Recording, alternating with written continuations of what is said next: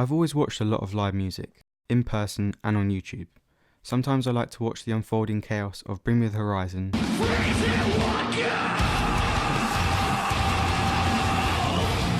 and other times the calmness of Alt J.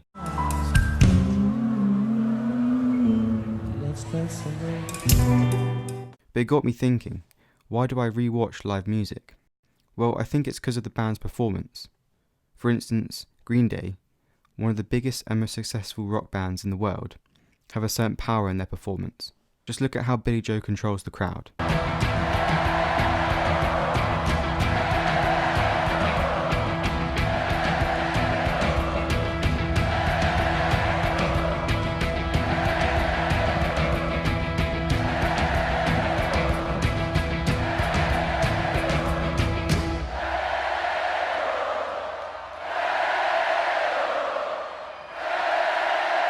This type of communication, obviously inspired by the likes of Queen,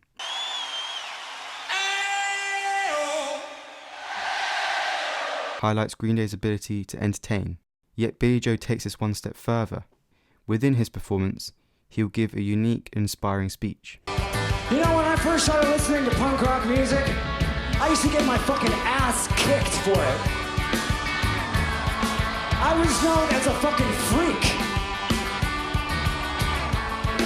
But now I'm amongst many, many, many freaks here with me tonight.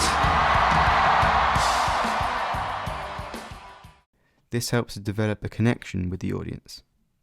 Vocal communication is enhanced through what Jane Davison et al.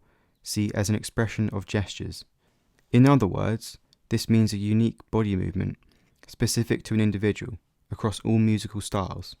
For example, Slipknot have a very different expression of gestures in comparison to Florence the Machine. Davison also sees body movement as being measured by walking style.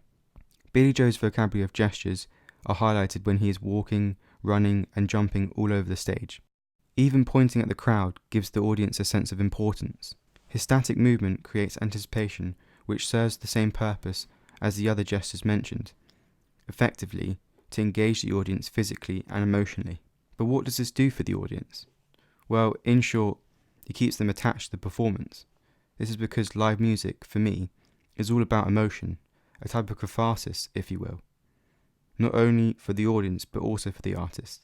There are times where I feel like I get choked up, and I feel like I get a frog in my throat, where I feel like it's hard to sing the next line, because even though the record isn't necessarily about me, but everything comes from some emotional place that I've experienced in my life, and it resurfaces every time that you play those songs. You're not just putting it out there, you're performing it, but you're living it at the same time. And then when you see all those people throwing it right back at you at the same time, you know, it's just such an emotional level where it's the whole show everybody's almost levitating. Therefore, I believe the lyrics of the song the artist is performing help to create a catharsis for both the audience and the artist. For example, FOD, Green Day's final song on Dookie, tells a universal story to the listener of how the narrator is ending their current relationship for good. Let's think of things you torture, 1,000 times before. Let's to hell. The chorus then echoes the purging of emotion, allowing us to release ourselves from the confines of a bad past relationship.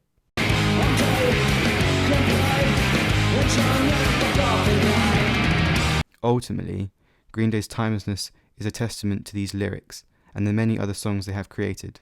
Their unique hooks and melodies have become part of popular culture. With generations having grown up with them, it comes as no surprise when this happens.